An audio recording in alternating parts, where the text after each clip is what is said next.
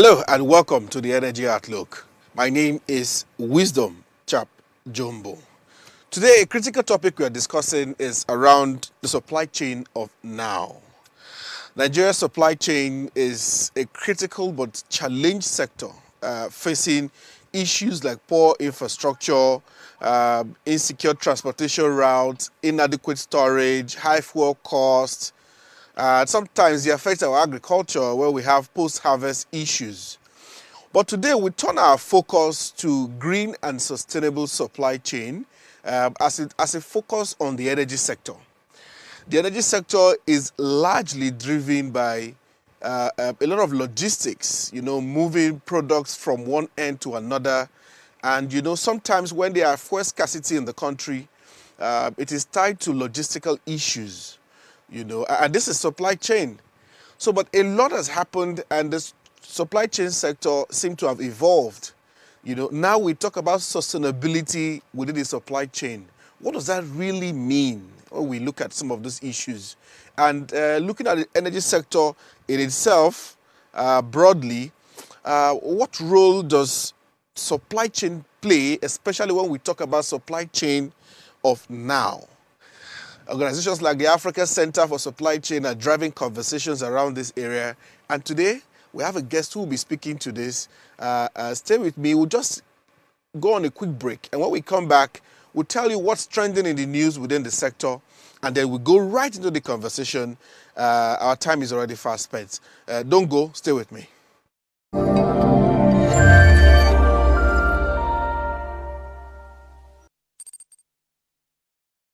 All right, welcome back. What's trending? Quickly, before we get to our conversation for today.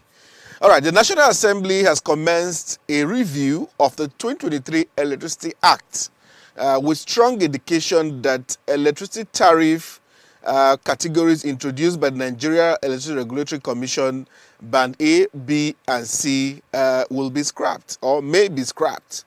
This development follows a widespread public criticism from civil society, the organized private sector, and Nigerian citizens over the high cost of electricity and the perceived unconstitutionality of the tariff structure. I was even discussing with someone today the issue of Band A and Band B. So we hope that those conversations, as we are going on a review, watch our last episode, we deep dive into some of those conversations. You want to go into it. All right, we switch to the punch on our last story. FG ISA unveiled $500 million fund for solar growth. So the federal government, in collaboration with the International Solar Alliance, has launched a $500 million distributed renewable energy Nigerian fund to accelerate solar energy deployment nationwide. This story is in the Punch. You can read into details. This was disclosed in a statement on Wednesday by Bolaji Tunji, media aide to the Minister of Power, Chief Adebayo Adelabu. The agreement was formalized by Adelabu and the ISA director during the 7th Regional Committee meeting for Africa held in Accra, Ghana on the 2nd of September to 4 to 25. I mean, the adoption of solar is growing rapidly, I must say, and this will even add more to it. You can catch that story on the Punch. All right, quickly, 5.6 trillion debt. Energy crisis looms as gas firms cut supply. Nigeria faces the threat of nationwide blackouts as gas companies reduce their supply to power plants due to an outstanding 5.6 trillion debt owed by power generation companies. What is happening with this debt? We assume this is what the presidency is trying to handle. But in this story, the managing director and chief executive officer of Association of Power Generation Companies, Dr. Joy Ogaji, confirmed the development in an interview with The Punch on Thursday. She warned that the situation, if not urgently addressed, could push Nigeria into deeper darkness. We need to follow this. What is happening with the debt by the presidency? You try to handle it, I mean, there seems to be something going on. Is that still happening or something has gone wrong somewhere? I mean, let's keep following the story. LNG deploys, that's Nigeria LNG deploys AI to boost domestic gas supply and export. The Nigeria Liquefied Natural Gas Limited has highlighted the transformative role of artificial intelligence in enhancing operational efficiency, safety, and productivity across its vast gas infrastructure. The Deputy Manager Director, NLNG, Mr. Olakunle Osubu, disclosed this while addressing a global audience of more than 5,000 participants from 150 countries in a panel session at the ongoing Gas Tech exhibition and conference in Milan, Italy. All right. The Gas Tech conference is going on in Milan, and nearly all energy professionals are in Milan for this very, very important conference. And I mean, AI seems to be at the center of their conversation there. AI has come to stay. A lot of sectors are finding a good way to infuse AI in what they do, including the supply chain, which it will be touching there really a little as we get to our conversation today. All right, we'll go on a quick break, and when we come back, I'll bring up my guest who will be talking to me about the supply chain of now and the green and sustainability angle of supply chain within the energy sector. Don't leave, stay with me, we'll be right back and we'll delve into our conversation.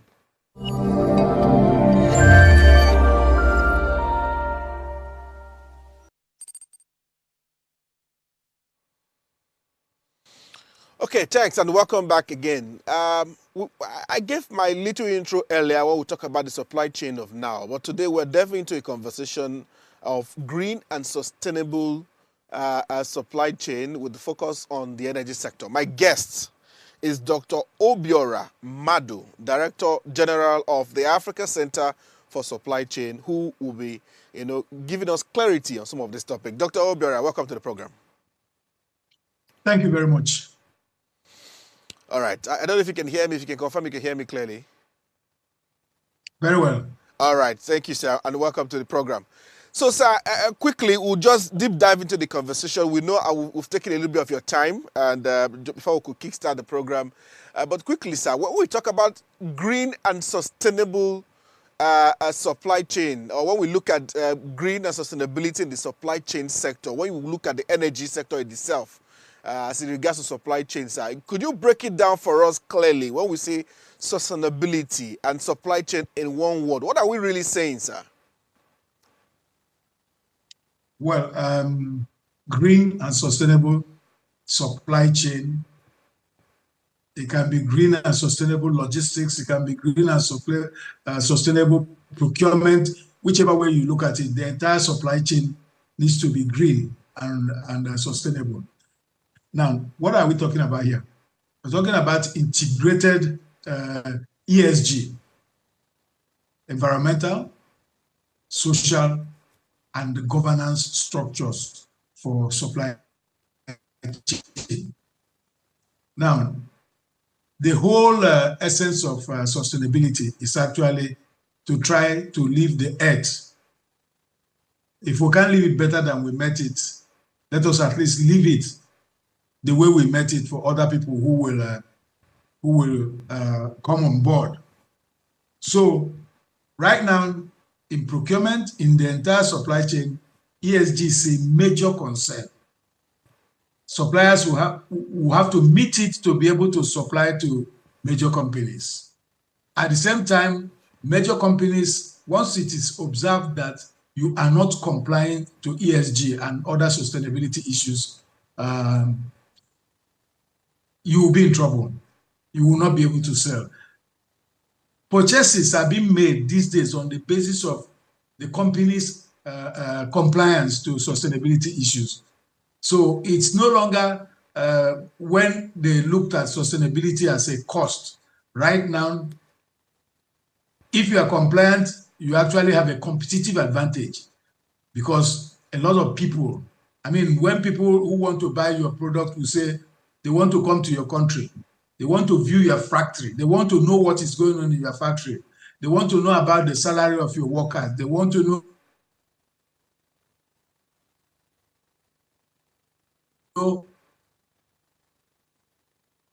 whether you are hurting the earth one way or the other. So all this, but the fact is, as a company, the process, take care of the people who are working with you, make sure you don't hurt the planet. So basically that is it. And earlier on, it was like, it's not really much of a challenge in Africa, it's in Europe, it's elsewhere. but the ozone layer has is not compartmentalized. So the thing has reached Africa, and African companies and their supply chains will have to comply to sustainability. So, Doc, when we look at this and look at the energy sector, how do we narrow this down to the sector in itself to ensure that this best practice, as you have just described, can be complied with? I don't know if you know what's happening within the energy sector that gives you confidence that they are also towing in this direction when we talk about procurement, logistics, and the entire supply chain itself. I think the oil and gas industry, because of their level of operations and the rest of them, were actually in the league of the first set of people that started it. You see, for example, it cuts across the end-to-end supply chain. For oil and gas, it starts from the drilling. It gets to refining. It gets to logistics and transport. And a whole lot of other things, including local content, and then staff attention to the people who work for you. So for local content, of course, you know, we have NCDMB, and the oil and gas is not, they are doing very well in that very, very particular area. So the confidence is that the oil and gas industry is very structured. It's also regulated. And it's a big operations, and they do not play with issues of that has to do with sustainability. So the confidence is there. I mean, for oil and gas, it's even better there. But confidence of compliance is better there than for most of the other industries that are coming up.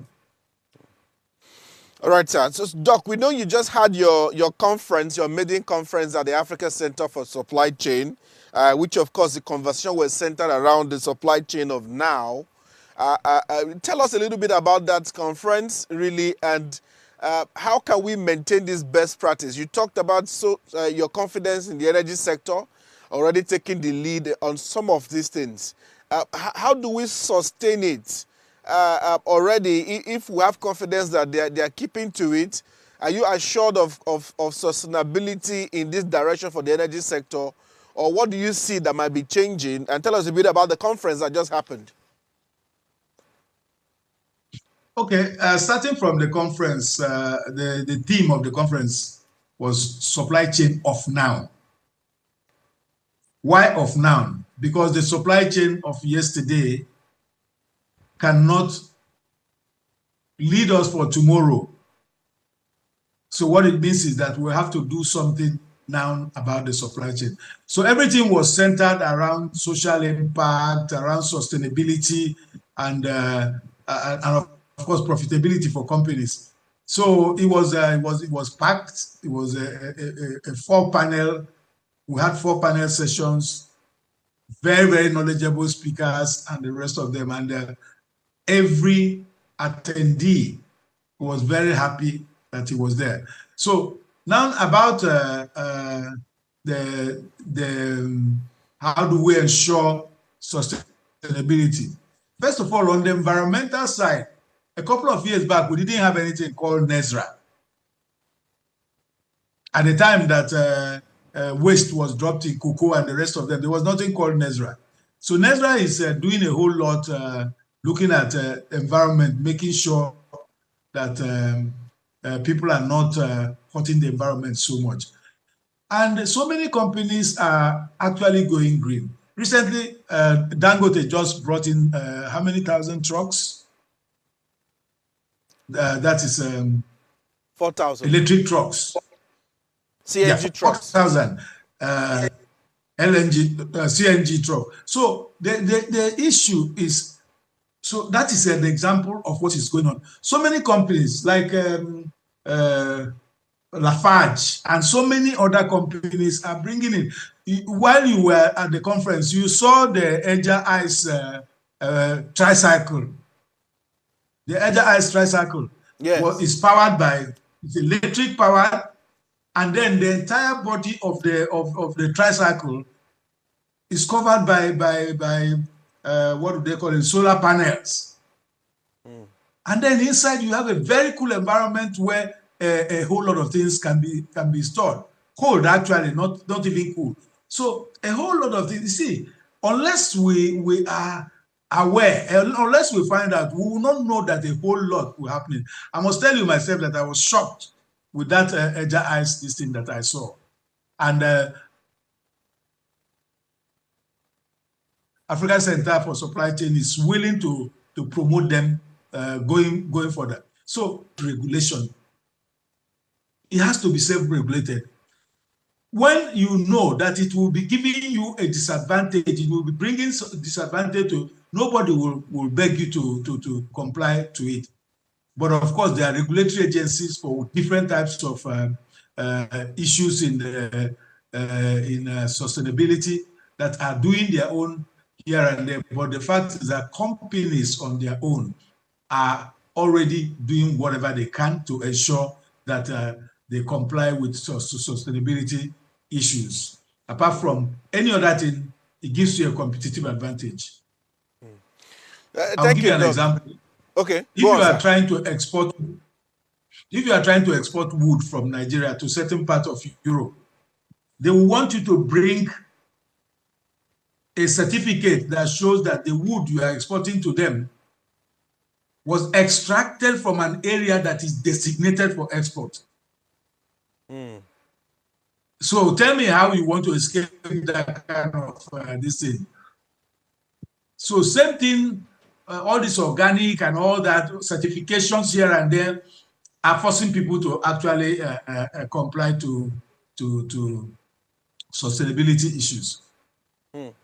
So, but Doc, if we narrow this down to again the energy sector now, are there policies that gives you confidence that even players who are coming in today into the energy space, when we talk about procurement, logistics, and supply chain in itself, they are able to bend to compliance? Are there certain policies? Because if there's no policy to guide, I don't know, you've been in this sector for quite a long time, at least the last 30 years. So you've seen much more than some of us. What are some of the things that you see that have taken us a journey to get here, policy-wise, regulation-wise, to ensure that we are making this full transition to green and sustainability when we talk about procurement, logistics, and supply chain itself, especially within the energy sector? Well, I think what I can say about that is that, for example, ESG is a consideration when you want to mount any project, when you are doing feasibility study and everything. So that is a way. But about whether there's any policy in place, apart from the NESRA and the policies is have towards this, we have Ministry of Labor who are supposed to actually be looking at the company policies concerning how they handle their people. Because what the one thing I'm sure you had continuously at the conference was the people, the planet, and the profit. As a company, yes, you are allowed to make profit, but in the process, don't hurt the planet. And also make sure that you take care of the people who are working with you. I can't see clearly policies in this direction because, first of all, the understanding at the policy-making level about what supply chain is all about is slim, very, very slim. So whatever it is we can do better.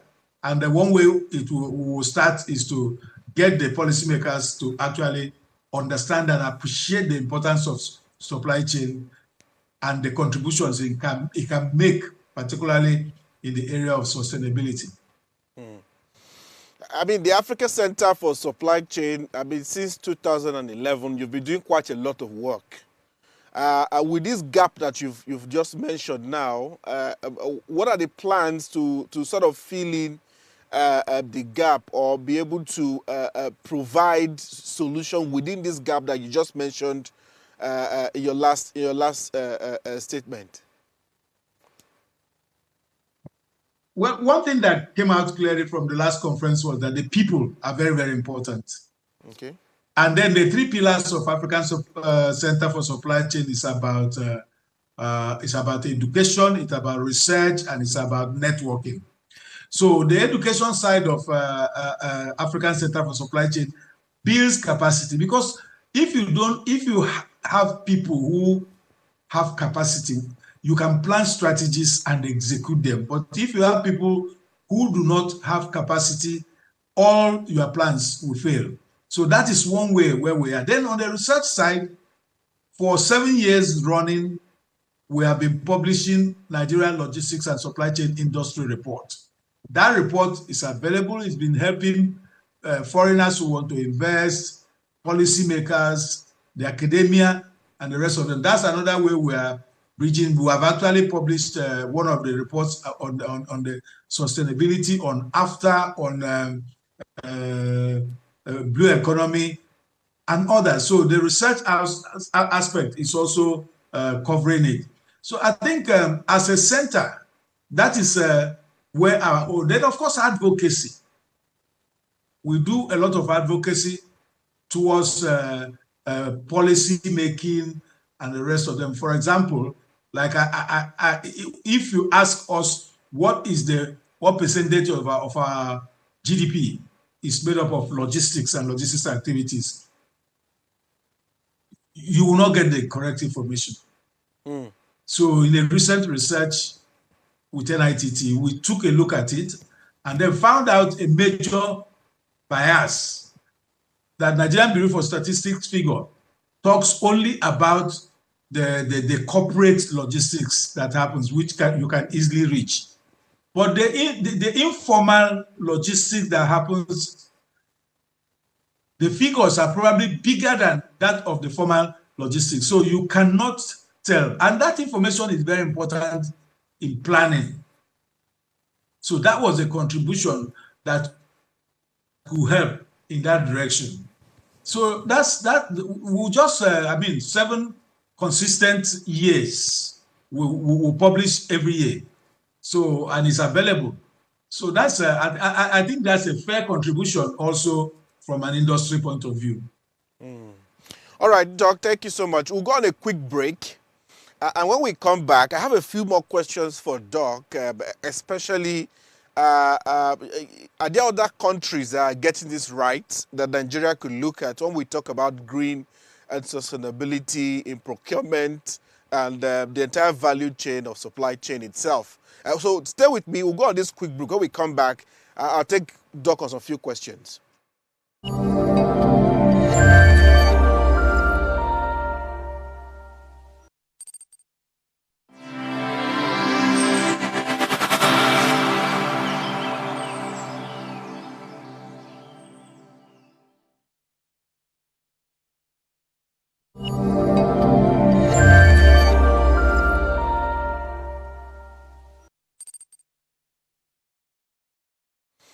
All right, thank you for staying with me. This is still the Energy Outlook Live. My name is Wisdom Chap Jumbo. We're talking to you live from Lagos, Nigeria.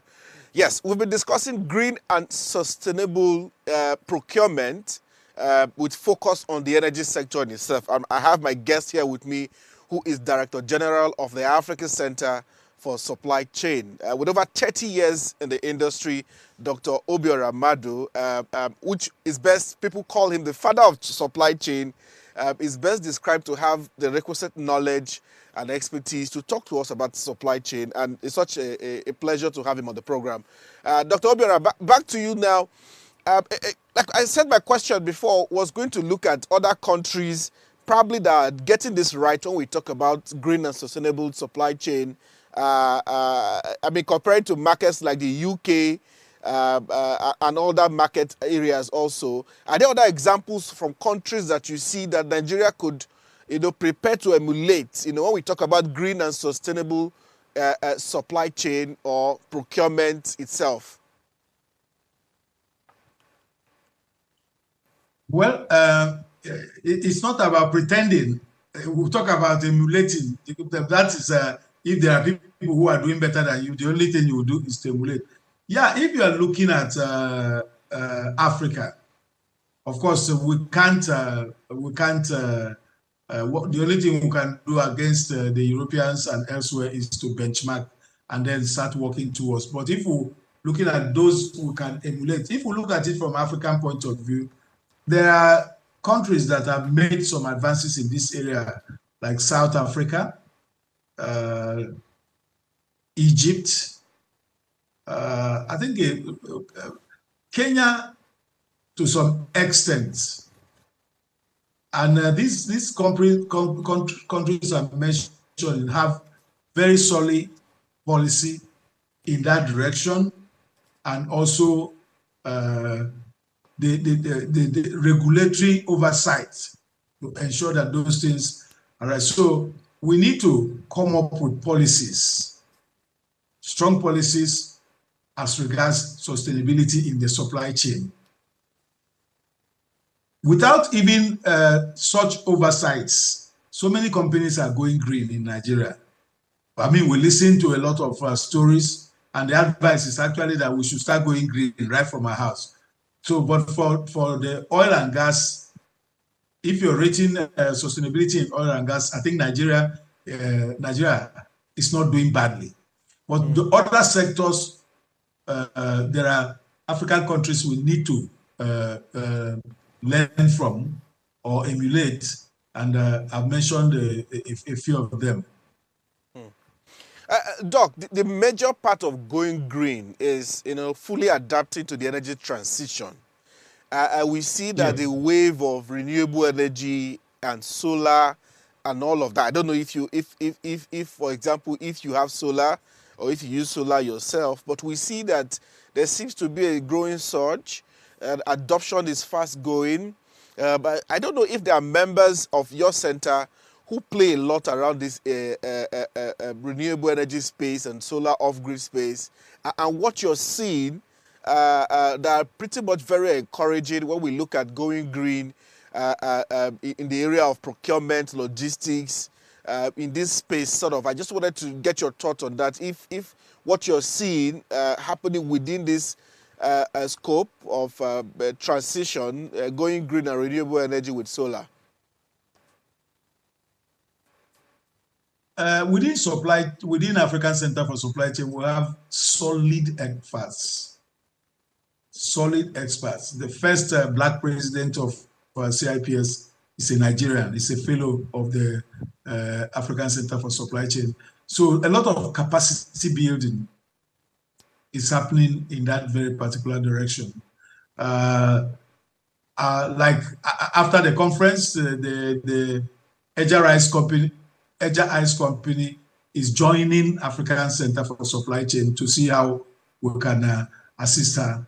Then, of course, individually, we're also doing quite a lot. We listen to what Solomon said at the conference, what he has done with this.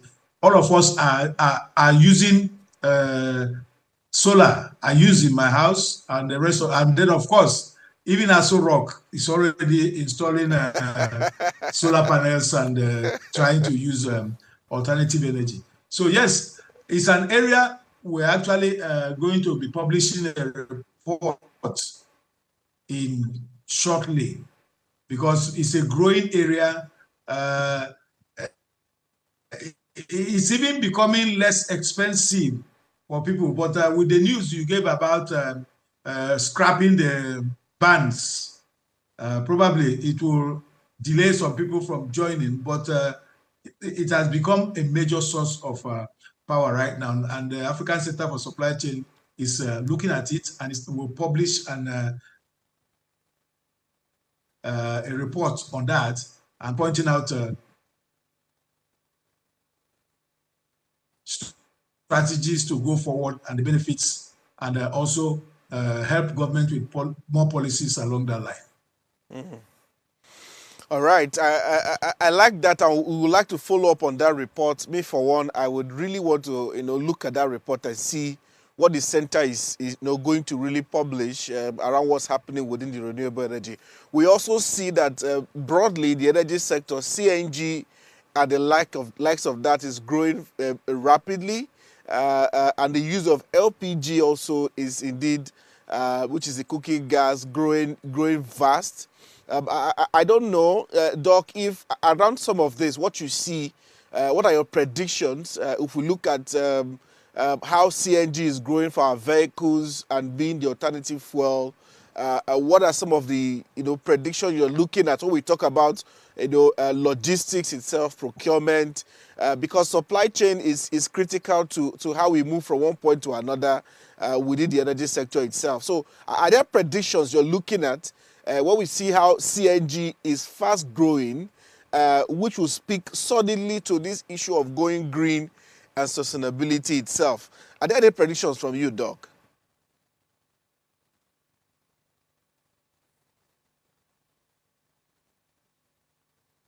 Yeah, I don't know if I'm being heard, but I think the predictions will be around refills, how to refill, locations for refills so that you do not create a lot of queues, because a lot more interest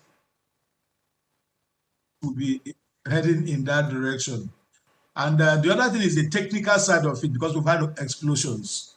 It is expected that a lot more investments need to go into that very particular area of the CNG to be able to have proper setup facilities, because right now you probably have some quacks who claim to have authority. In fact, there should be regulations to smoke those kind of people out of the system to avoid further explosions in the future. I see more people moving in that direction.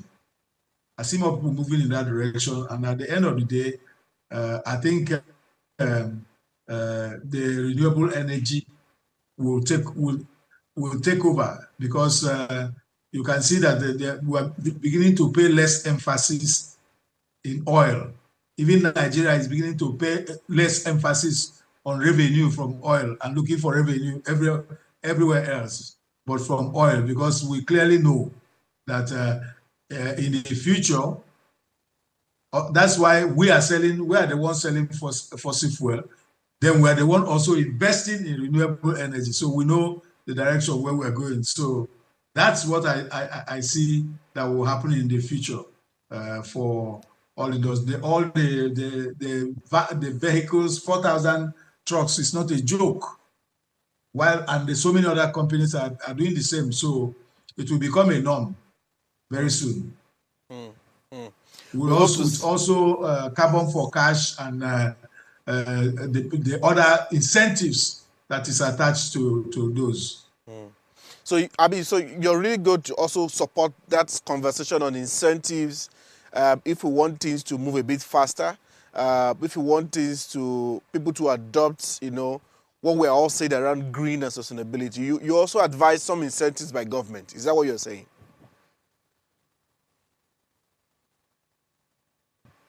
I didn't hear you. No, you were talking about incentives, sir. So I'm saying that, are you also one of those supporting the whole idea of incentives by government if we want to see that some of these ideas around transition moves a bit faster? Yeah, it would be a good idea for government to come in with some incentives for people, but there are also incentives that are available already, like carbon for cash and other these things that are in the market that people can take advantage of. Of course, if government want more people in that very particular area, incentives will do a lot of good in pushing people towards that very particular direction. Yes, I support that. Amazing. As we wrap up, my final question, Doc, will be that beyond compliance, which we have been discussing, how can adopting green procurement strengthen a company's competitiveness and improve investor and stakeholder confidence? beyond compliance now. Let's look at how, adopting it as a company, how will it strengthen the company's competitiveness? Many have said this could be a thing or advantage for them. Do you agree, Prof? Yeah, of course, of course. I did mention some of them earlier on. For example, right now, ESG is embedded in everything that a company, even if you're about to start a project and writing feasibility study, it has to be very, very clearly spelled out. So one of the reasons why companies must adopt it is that it's becoming a source for competitive advantage. It is no longer a wasted cost as people used to look at it. So adopting it also means a lot of planning within.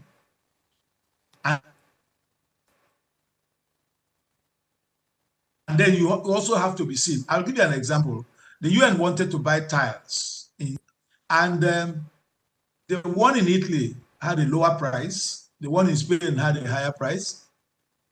But when they investigated, obviously, the one in Spain, in spite of the price, was compliant.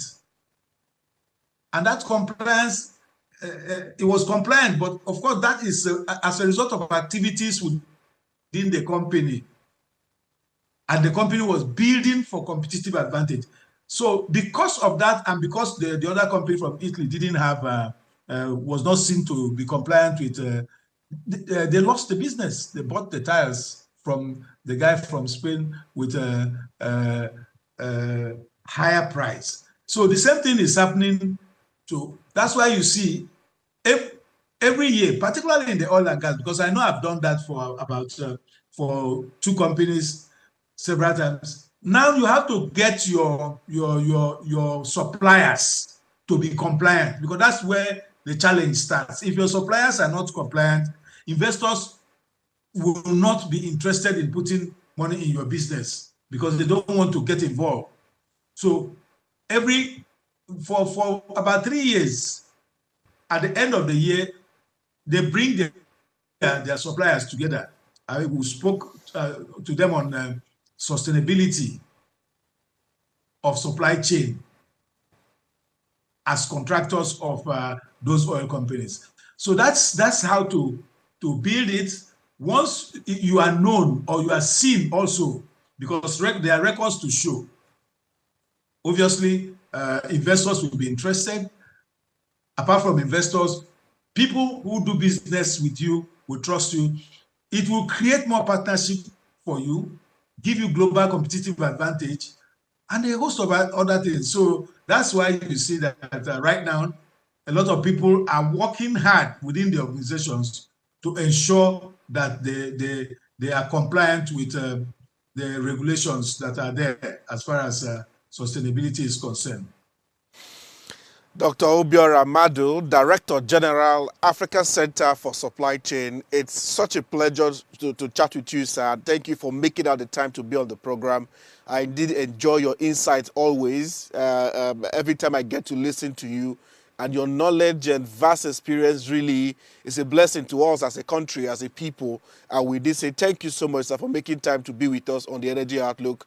We'll be keeping track and tabs with the African Center for Supply Chain, as we are very interested to see how a lot of traction is happening within the energy sector when we talk about going green and sustainability in our procurement, procedures, and of course broadening that to local content and how that is shaping the energy sector. We're particularly interested in some of those conversations. I will be following the center to see how we can, of course, keep the conversation going. But it's such a pleasure, sir. Thank you so much for making time or obliging us your time this evening. And of course, apologies that we started a bit late. I didn't want to keep you waiting so much. But indeed, thank you so much, sir, for your time.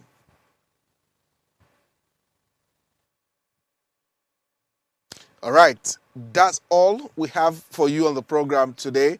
Same time, same station. We want to see you next week. Stay with us. Of course, if you miss all the previous episodes, you can watch a replay on our YouTube channel at Official Upgrade TV. And you can follow me on social media. My name is Wisdom Chap Jumbo at WChap Jumbo across all social media platforms. And we'll keep the conversation going. It doesn't stop here online, but make sure, of course, to subscribe to our YouTube channel and watch all episodes, of course, on the channel as you wish. Same time, same station, next week. Stay with me. Have a lovely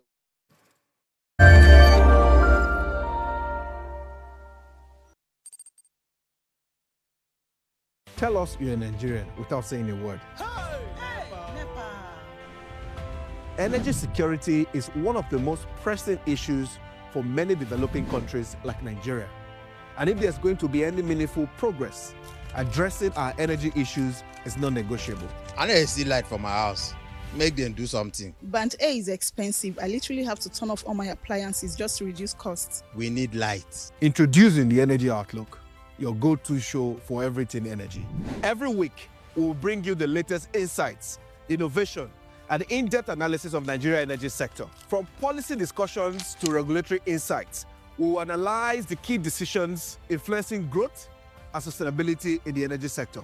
We'll bring you the human stories behind the headlines, giving you a personal perspective on the broader energy challenges.